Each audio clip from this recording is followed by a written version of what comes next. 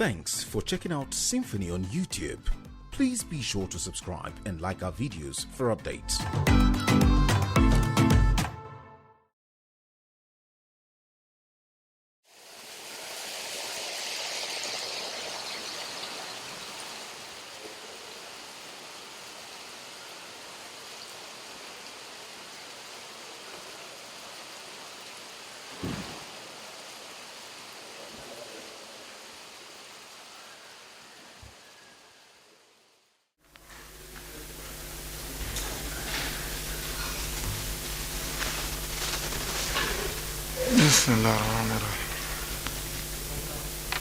Thank you very much. I came to brief Mr. President on the plight of Nigerians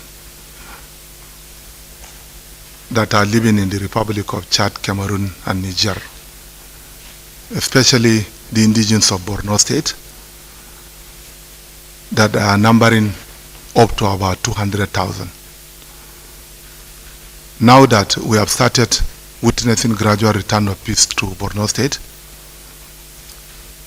these people of Borno State that are taking refuge in our neighboring countries are willing to return home. And therefore, Borno State government has fixed a date of 27th of November 2021 for the commencement of the repatriation process, especially to local government areas of Abadam and Guzamala. So I came to brief Mr. President to solicit for his support with a view to ensuring hitch-free repatriation exercise. While I can't quantify, but I think the Ministry of Humanitarian Affairs with its agencies, NEMA, the Refugee Commission, and indeed the Northeast Development Commission, plus the Borno State government, have the capacity to shoulder the responsibility of the repatriation exercise.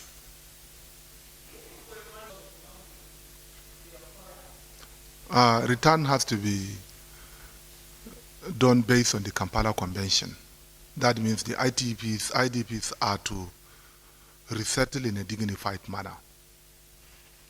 And what I mean by dignified manner is that we must ensure that the areas of return are to be secured enough, and then the willingness of the people to go back to their ancestral homes. But by and large, I think the Nigerian military, as well as the paramilitary, are doing their best in securing the lives and properties of the returnees. They have done before in Baga, and recently we have repatriated some people that are living in other local government areas to their hometowns, and I think the Chief of Army Staff and others will provide the security needed to ensure safe return of the IDPs.